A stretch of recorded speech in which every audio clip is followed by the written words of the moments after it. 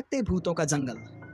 ये कहानी एक भयानक जंगल की है जो मैंने खुद उनके घर वालों से सुनी है जिनके साथ ये घटना घटी थी।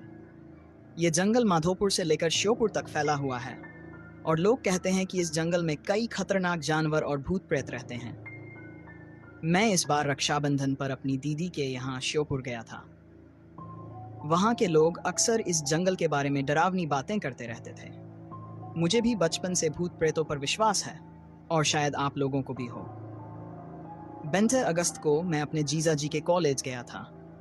वहाँ लोग उन्हें आचार्य जी कहते थे। 22 अगस्त के कार्यक्रम के बाद हम जाने ही वाले थे कि उनके पड़ोसी ने हमें चाय पीने के लिए घर बुलाया। हम उनके घर गए और वहीं बातचीत के दौरान उन्होंने हमें एक घटना सुनाई जो हाल ही में उनके बेटे राजीव के साथ घटी थी। राजीव के पिताजी ने बताया, एक दिन मेरी तबीयत बहुत खराब थी तो मैंने राजीव को जंगल से बकरियों के लिए चारा लाने भेज दिया। राजीव वैसे तो कभी कभी जंगल जाता था लेकिन हमेशा बहाने बनाता और काम से जी चुराता था, पर उस दिन मजबूरी में उसे जंगल जाना पड़ा। राजीव रास्ते में चलता गया लेकिन पास में उसे कोई चारा नहीं मिला क्योंकि पास के पेड़ों की पत्तियां पहले ही काट ली गई थीं। वह धीरे धीरे जंगल के अंदर चला गया। उस दिन बरसात हुई थी और पूरा जंगल हरा भरा था।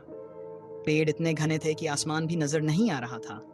पत्थरों पर पानी बह रहा था जैसे कोई छोटा झरना हो। राजीव को यह देखकर थोड़ा आराम महसूस हुआ और उसने सोचा कि कुछ देर आराम कर ले, फिर चारा काटकर घर जाएगा। कुछ ही देर बाद उसे नींद आ गई और उसने एक सपना देखा। सपने में उसने देखा कि वह जंगल में भटक रहा है और रास्ता भूल गया है। तभी उसके सामने कोई खड़ा हो गया जिसकी शक्ल देखते ही राजीव की आंख खुल गई। वह बुरी तरह डर गया और जल्दी जल्दी चारा काटने लगा। उधर सूरज ढलने वाला था और जंगल में सन्नाटा छा गया था। कोई इंसानी आवाज नहीं सुनाई दे रही थी। तभी उसे किसी के आपस में बातें करने की आवाज आई। राजीव को लगा कि कोई आदमी होगा तो उसने सोचा कि वह उसके साथ घर चला जाएगा। वह आवाज की दिशा में बढ़ा लेकिन उसने ये ध्यान नहीं दिया कि वह किस दिशा से आया था और अब किस ओर जा रहा है। वह एक पुराने नीम के पेड़ के पास पहुंचा जहां उसे एक आदमी गड्ढा खोदता दिखा। वह आदमी बार बार कह रहा था, मेरा भाई आएगा, मेरा भाई आएगा। यह सुनकर राजीव का खून ठंडा पड़ गया।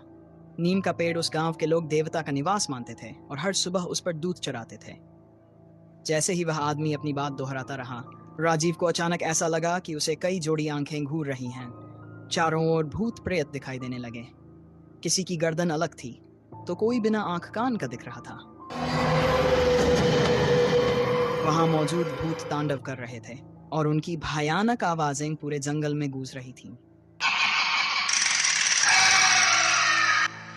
राजीव बुरी तरह से डर गया और उसे लगा कि उसकी मौत निश्चित है।